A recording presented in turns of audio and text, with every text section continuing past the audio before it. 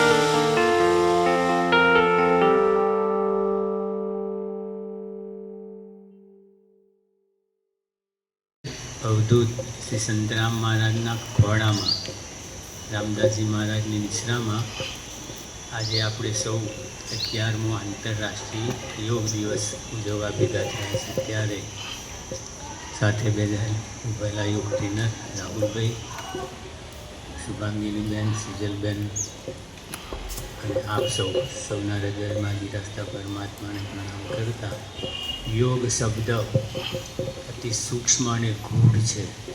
એનો સામાન્ય અર્થ થાય છે જોડવું। પરમાત્માથી આ જીવ જુદો થયેલો છે, એને જોડવા માટે આપણને આ મનુષ્ય શરીર મળેલું છે। એટલે મનુષ્ય શરીરની દરેક પ્રવૃત્તિ એવી હોવી જોઈએ જે આપણને આપણા મૂળ જે આપણે ઈશ્વરનો અંશ છે તે ઈશ્વર બનવા જોઈએ આપણે। ઈશ્વર એટલે પ્રસન્નતા, એવરલાફિંગ। એવરલાફિંગ ક્યારે હોય? આપણે બીજાને સુખી કરીએ તો આપણને સુખ થાય, બીજાને દુઃખી કરીએ તો આપણને ક્યારેય દુઃખ થાય નહીં। સામાન્ય આપણે વ્યવહારમાં જોઈએ,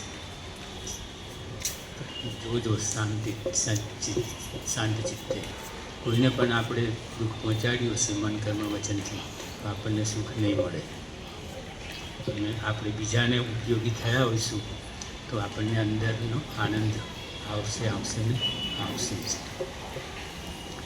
ગીતામાં 18 અધ્યાય છે, 18 અધ્યાયને ભગવાને જુદું જુદું નામ આપ્યું છે।